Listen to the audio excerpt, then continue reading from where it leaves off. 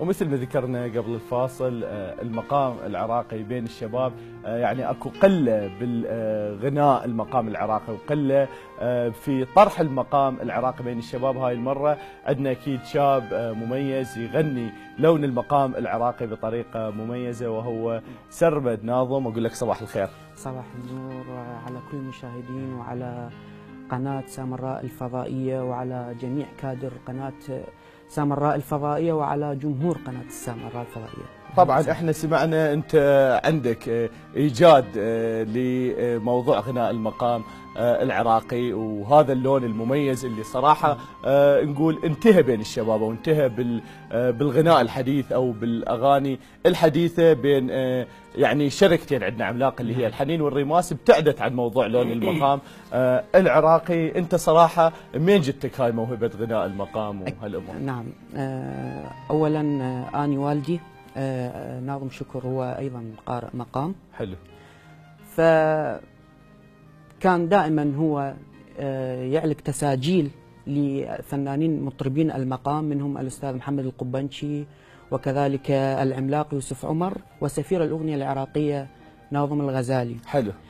فاني حقيقه كنت احب ناظم الغزالي. تحب ناظم الغزالي؟ اي نعم، لجماليه صوته ولحضوره المسرحي.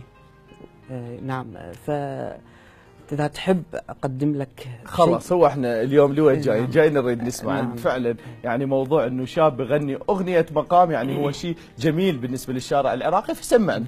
راح اسمعك طبعا مقام الاوشار حتى المستمعين يفهمون مغزى المقام وشنو المقام. مقام الاوشار هو فرع من مقام السيقا، لان هناك مقامات رئيسيه وهناك مقامات فرعيه.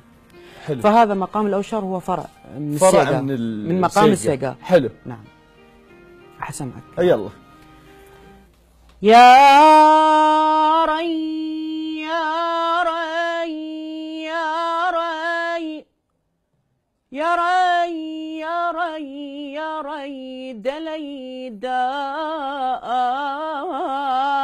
علي جان. الله. كان الزمان بذكراكم يمنينا. الله. وحادث الدهر بالتفريق يثنينا. فعندما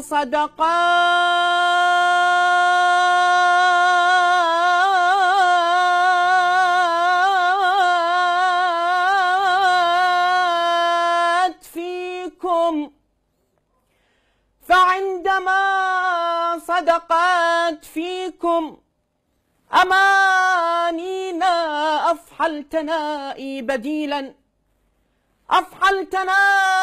بديلا من تدانينا. وناب عن طيب لقيانا تجافينا. وخايف عليها تلفان بيها شامة ودقة بالحنج لو تنباع كنت اشتريها. سمرة حسن والعين تسبي بحاورها. سمرة حسن والعين تسبي بحاورها. جل الذي سواج صورة صورها. وخايف عليها تلفان بيها شامة ودقة بالحنج لو تنباع صرت اشتريها. يعني صراحة فاجأتني. يعني ايش قد سمعت عن موضوع المقام. يعني أنا صراحة موضوع المقامات نادر ما أسمعه يعني باللايف أو بالجلسات، لكن أداء الشباب فعلا بالمقام ينطي جمالية ورقه اكثر وابداع اكثر. طبعا هذا الموضوع انا مثل ما تطرقت له بالبدايه انه بين الشباب هو ما منتشر، وصراحه يعني احنا نحاول الحفاظ على المقام. فشنو الآلية اللي انت تقدر تشجع بيها اللي بعمرك انه يغنون مقام او يسمعون مقام او يتعلمون المقامات اللي انت مثل ما تفضلت قبل شويه؟ والله حقيقة يا أستاذ، المقام العراقي يسمى مقام الرجال وليس كل الرجال. يعني مقام صعب جدا، مقام العراقي مقام صعب، ليس كل رجل له المقدرة على قراءة هذا اللون الكبير. هو يعتبر من أصعب ألوان الغناء في العالم. يحتاج لدراسة لو هو بالفطرة يجي بالفطرة، ويحتاج لتأثر بالفنانين الكبار. حلو. اللي ذكرتهم. لكن أنا نصيحتي ما يخالف غني أغنية، إيه؟ لكن هاي الأغنية عندما تلحنها لازم ترجع للأصل. يعني حلو. أنا أستاذ علي سرحان الملحن الكبير تحياتي إله، لحن لي أغنية يا ليلي البارحة ما نامت العين، إيه؟ سهرانة تفكر في كلامك. يعني على طريقة المقام؟ نعم، أخذها من مقام السيقا. مقام السيقا مقام رئيسي، ولحن هاي أغنية وهادئة ولها معنى، يعني من تسمعها تتذكر بالأصالة، تتذكر بالأغنية السبعينية. حلو. نعم. زين، موضوع المقام يعني أنت قلت مقام السيقا مثل ما تفضلت. نعم. يعني أنا ما عندي دراية بسيطة بالمقامات، لكن مو دراية كافية. هو شلون يتقسم؟ يعني أكثر من مقام أكو يتضمن موضوع المقام العراقي؟ يعني نعم. مقام موسيقي. المقامات الرئيسية 7. حلو. يجمعهن قول صنع بسحر، لكل حرف هذا مقام. مثلا صاد مقام صبا. حلو. النون نهاوند، العين عجم، الباء بيات، السين سيقا، الحاء حجاز، والراء رست. حلو. هاي المقامات الرئيسية السبعة. وكلهن ذن السبعة بالمقام العراقي طبقا لو صعب تطبيقها؟ اي طبعا هن اصل ذني المقامات الرئيسية. هذني طبعا الأستاذ الحاج حامد السعدي كلهن يأديهن حقيقة. تحياتنا إلى أستاذنا الكبير طبعا أكيد، الحاج حامد كل السعدي، قارئين المقام، كل قارئ، وأستاذي الوالدي ناظم شكر، وأيضا قراء المقام يعني من طه غريب والأستاذ خالد السمرائي كثير يعني، لكن هم قليلين يعني بالأصابع. حلو. هذا اللون للأسف يا أستاذ بدأ يندثر حقيقة. يعني الآن بدأت الناس تميل إلى إيقاع الهوى، الأغاني السريعة. الهوى قبل قليل تكلمت عن شوهوا صورة الغناء العراقي، فعلا هي صار تشويه هناك لأن ألحان ما تعرفها. يعني جاب لحن غربي ولحن تركي ولحن كردي خلاها بنفس يعني هاي هم حدث. يعني احنا ما نريد نتطرق لهالموضوع. نعم. عندي سؤال لك مهم جدا.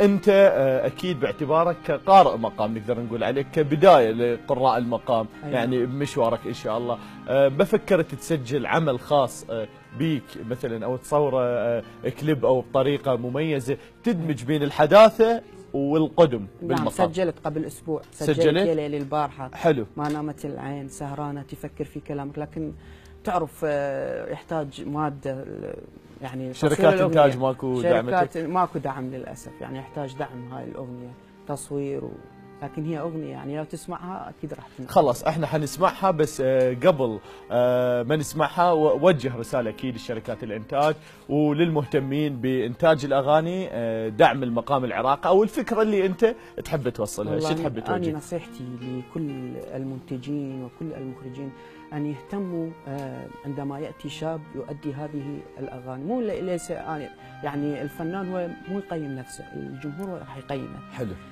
بس المفروض هناك اهتمام من قبل المنتج. يعني شوف شاب يؤدي أغنية صعبة، أغنية طربية. حلو. المفروض يابا تعال في مكان هنا نصور هاي الأغنية ونبثها حتى ترجع الناس تسمع هاي الأغاني. حلو. طبعا قبل ما اختم وياك باغنيه، ومن الاغنيه اللي حتحكي بيها حننتقل مباشره الى مزاد للحمام الزاجل في ميسان. طبعا مزاد للحمام الزاجل في ميسان هو مزاد مميز وجميل جدا، حنعرضه بتقرير ويا سامر العقابي، لكن بعد ما نسمع اغنيه الختام اللي خاصه بالضيف الاول، بفقره الضيف الاول، فاختار لنا اغنيه على ذوقك. نعم. مباشره. بس أحب اوجه تحياتي السجنان الزبيدي، رئيس منظمة الصفاء التنمية والإعمار، هي اليوم السبب في وجودي في أربيل الحقيقة. حلو. وأيضا ست عفاف وست مها، هي أيضا اليوم كان هي احنا إن شاء الله عندنا لقاءات جاية تتجدد، وأي شيء تطرحه جديد خاص بك أكيد قناة سامراء الفضائية مثل ما تدعم كل المواهب احنا مستعدين لدعمك ومستعدين لكافة الأمور الخاصة. ومثل ما قلنا لكم أعزائنا المشاهدين حنسمع أكيد سرمد بأغنية، وبعد الأغنية مباشرة نطلع التقرير خاص بالحمام الزاجل، لأن فعلا اليوم حلقة تراثية قديمة تدمج العديد من اللي يعجبك شيء يحبون الناس يكونوا إلى صدى واسع بالشارع العراقي بصوتك الجميل. إن العيون التي في طرفها حور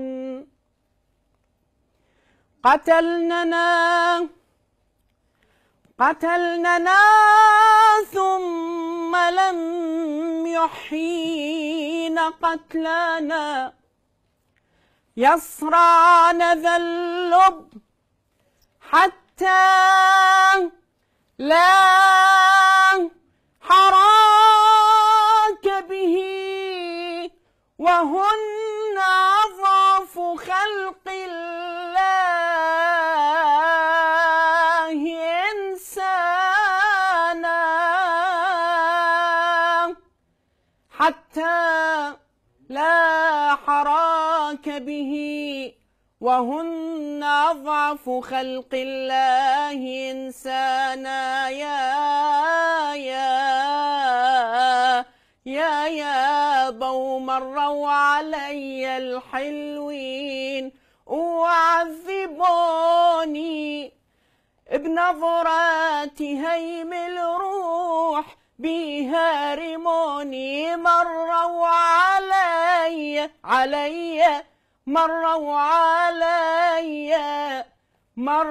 علي الحلوين وعذبوني، مروا علي صاح ما عرفت سرهم، وبس العطر فواح ظل بأثرهم، مروا